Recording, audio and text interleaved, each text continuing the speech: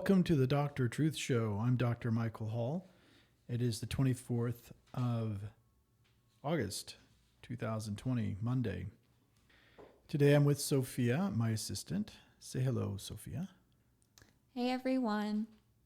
So we're going to discuss anti-aging components. One is really important, and I think that needs to be discussed, and it's called senolytic. Senolytic is a term that you can look up that essentially means that there's senescent materials in a cell and that we're going to remove them. So seno for senescence and lytic for destroy or remove. So the idea is that there are a whole line of drugs that are going to be coming into the marketplace probably in the next 5 years that are essentially interventions to tackle senescent cells. So cells that start to age and basically produce aging products, if you will. The exhaust of the cell, we want to remove that from the cell so the cell operates better. So anytime a cell makes energy in the cell, there are small mitochondria. The mitochondria work as the power station for the cell to produce energy. And the energy that we use, the currency, if you will, is called ATP, adenosine triphosphate. So ATP, if you remember anything from this discussion, ATP is the energy conduit that cells make, all of our cells, all our trillion cells in the body, make ATP to make the cells essentially function. So that chemical process that occurs in the cell is called the Krebs cycle. So anyone that has any medical background probably has heard of the Krebs cycle. If you're a nutritionist, if you're a sports fanatic, I'm sure you've heard of it. So the Krebs cycle is a biochemical reaction occurring in all our cells, and that produces the ATP. I won't go into the nuance of the ATP production, but vitamins and minerals actually work hand in hand with the Krebs cycle. And I will give you one example. Cyanocobalamin, which is B12, is cobalt. It's a element. Cobalt is a metal.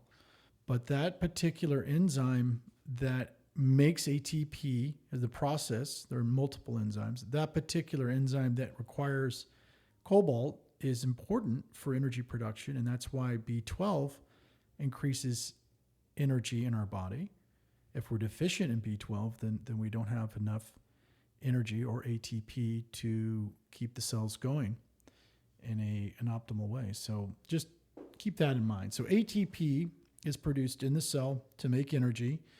And in the process of making that energy, there are some products a cell makes that are essentially byproducts or waste products from that Krebs cycle event. And because that's a never-ending process, there is going to be an abundance of byproduct made in the cell that will have to be removed. And some of that is oxidative stress. So the cells make electrons. Those electrons then need to find a way out of the cell, so they have to connect to other products, including minerals and proteins, to be removed. Well, anyway, that process of removing the byproduct is what we're going to talk about. And that senescent product, that aging product, if you will, in the cell, is what scientists are now trying to create drugs for. So the drugs that are going to be coming up into the marketplace, and there are some already, affect the pathway of removal of the byproducts, and that is called a senolytic.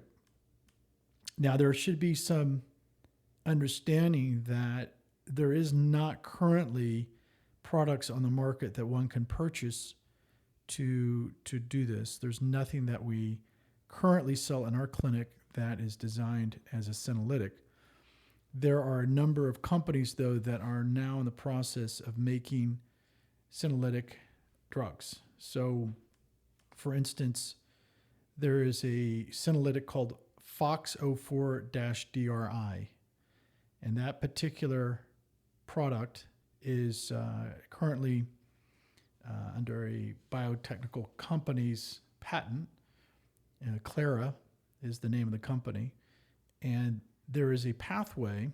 It's called a FOX, FOX04 P53 pathway. And that pathway can produce senescent material. And blocking that particular pathway with a therapeutic or a drug can decrease the toxicity of that particular product from affecting the cell and causing the cell to age in place, basically age prematurely, if you will. There are other approaches to this, and we can talk about some of those in a minute. But the idea is that when we talk about aging, there are a number of things that are at play, and one of them is our genetics. So genetics, meaning that our DNA basically are the blueprint for all our proteins. So the proteins are for the cells to create products that do everything from make hormones to other things, including muscle fiber and tissue, or neurological chemicals like serotonin and dopamine. All of those things emanate from cells, and they're driven by proteins. And those proteins are programmed to manufacture those proteins. The cells to make the proteins are from the blueprint of DNA. So knowing that will give us an impression of what we can actually design for a drug to potentially block the production of those byproducts I mentioned. There's different upregulation and downregulation of these proteins. And another form of aging occurs when there's stress. And there's pathways of stress that can occur. We call them hyperandrogenetic pathways. So adrenaline can increase the aging process of cells because it blocks certain pathways, and cells can't produce certain proteins to produce protection for them from those proteins, the negative proteins, so to speak, the senescent proteins. So they build up in the cell and under stress, and they can actually cause the cells to malfunction. So that is one other pathway for aging. And then the third pathway has to do with cancer. And cancer is a form of aging. And that basically can be explained pretty simply as a cell that gets stuck in a repair mode. So when cells are potentially going through some sort of breakdown and there's repair going on, sometimes that repair process gets turned on and does not get turned off. For instance, during smoking. Smoking causes degradation of certain cells in the lung, and those lung cells have to replicate over and over and over to try to make new proteins to protect the tissue from destruction. And those cells then get left on by a mutation in the DNA caused by constant damage by the smoking. And in essence, you do get a cell that just becomes aberrant, and those proteins then form new cells that are not working correctly, and they communicate with other cells, and then a cancer can be formed. So much more complex than that, but at least it gives you some idea that there are different pathways, and scientists are determining new pathways all the time. So, Sophia, what do you think about senolytics? What's your take on that? It's definitely very interesting to just learn how the process works and everything, because this happens to everyone. So it's really nice to know how it happens. It would be really nice to see more advances in science about all of this, because it would be really nice to not age. That's great.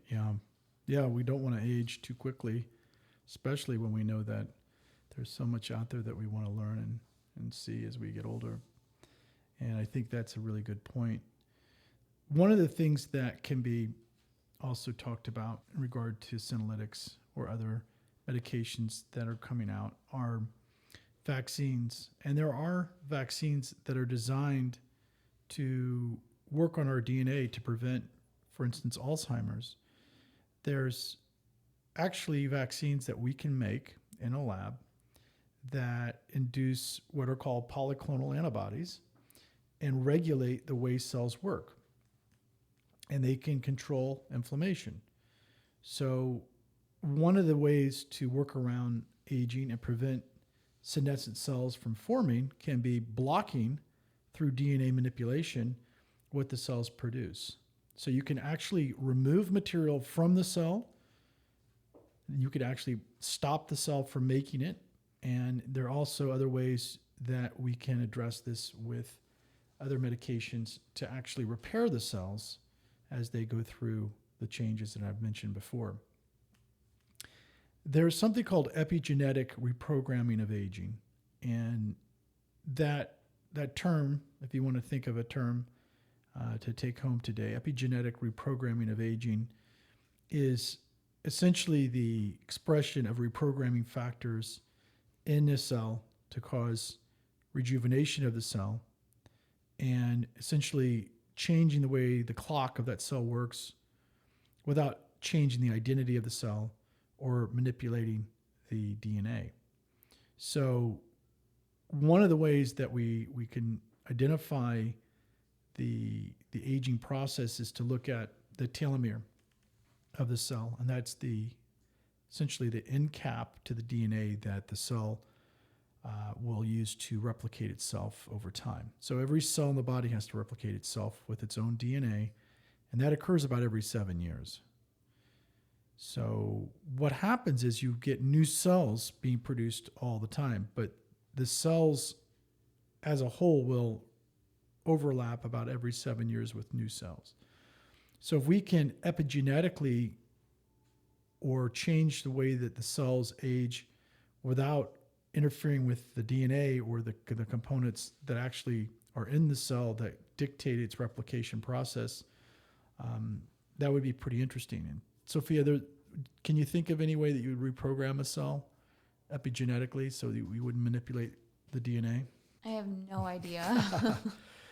That's a good answer. The ways that are available to us are through our diet, through exercise, and through taking certain supplements. So there's a lot of study on ways that we can reprogram the cell. So there's senolytics, there's the DNA vaccine, there's epigenetic reprogramming. Another way that we can use some science to mitigate the aging process